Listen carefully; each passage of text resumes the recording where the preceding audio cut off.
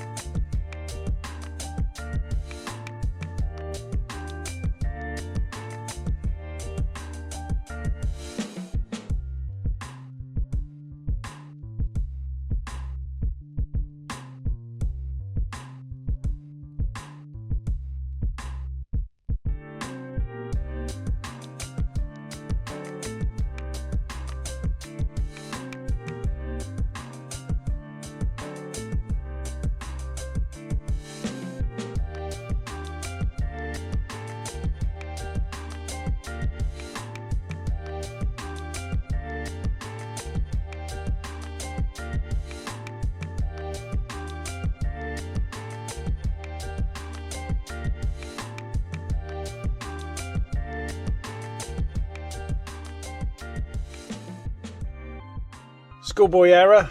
Woke up this morning and I didn't realise it was my wedding anniversary. So where I'm working, luckily there's a shop, so I've got an anniversary card. I'm gonna have to write on that. And not far from that is a guy that sells flowers, so I brought a bunch of flowers as well. Kids all laughed. I wondered why they come in the room bearing gifts. But anyway, we've had a quick problem. We're a couple of cleans in, and David, the trolley, was asking me, how do you auto calibrate? So I was talking him through it, and then I realised halfway through the calibration it was coming up with battery and then 10.5. So I was explaining to David that what's happened now is it's going to stop working because the battery's got to a certain level. And we've come home. Luckily I've got 2 Xline 45 litre trolleys, so we're just swapping them round. But what I'm going to do is just quickly explain what's happened, because it's happened to me before.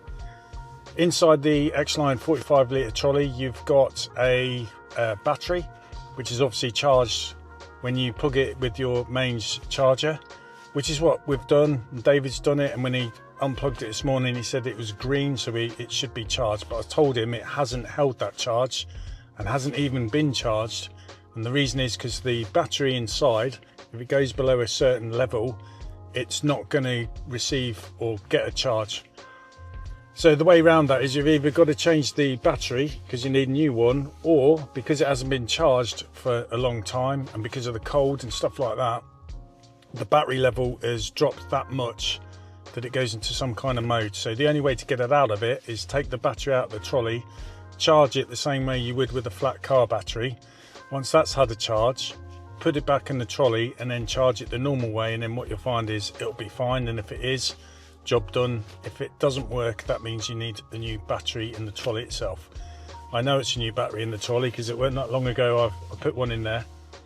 So that's what I've done, come round, swap the trolleys round. I'm now going to get the battery out of the old trolley, wang that on charge, and then get out there.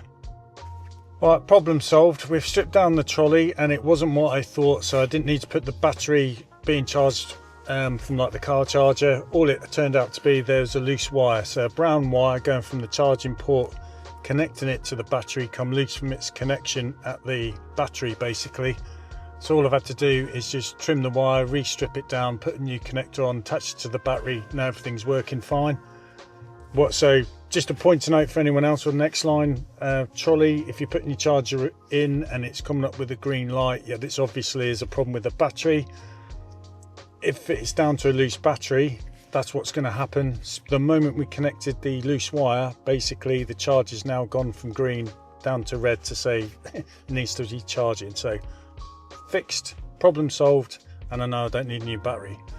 So it's never dull here with us. There's always something to fix, especially on the fly. And now I've got to get back out there working in the cold.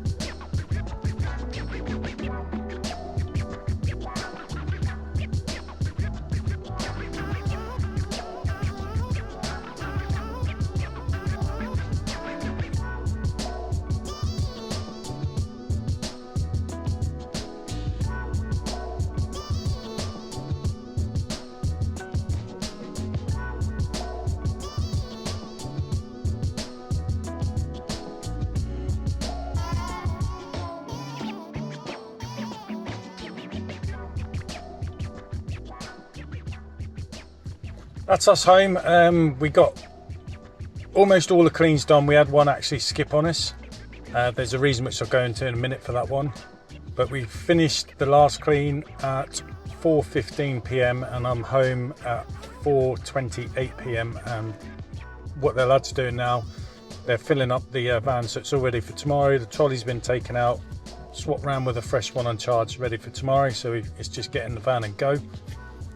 So yeah, so I didn't get much footage, but I had some problems with the rain because it's a 360 camera. It doesn't look very good when you get bits of rain on the lenses, the way it works. And also I was fighting time, to be honest, but I've tried to chuck some in there. But yeah, problem with one of the trolleys, we've already talked about that, fixed it, turned out to be all due down to a wire that had broke off one of the connections, so that's all done. And I'm not having to do that in the dark, in the cold, after being out in the cold all day, so job done. And going back to why one of our customers skipped, it's basically because I had my van trouble and it's been so long since their last clean. She was just explaining to me nicely that her husband is helping a mate out, basically, who's going to clean their windows, but she's unsure whether that's all the time or it's just a one-off. And she was saying, like, she let me know, and I said, tell you what, we'll just miss this clean, and all I'll do is just send a message when I next come round, and then just let me know what's going on then. That's all. But yeah, it's how it is. And we have lost one customer a few days ago. Just said, I'm afraid, basically, you do a really good job, but you're not reliable enough. And obviously it's because of the problem with the van as well. And I think there's been a mix-up because she wanted 4 weekly and we've got it down as 8, so obviously in her mind we're always really late. So all we can do is apologise and that sort of thing. And I don't know how you handle them, but I just tell my wife, just say thank you very much, that sort of thing, and always leave it open, saying, you know, if you don't find someone else, we'll take it back. Because I've done that before, and then customers come back to me because they can't find another window cleaner, which has happened to someone else that we're cleaning soon.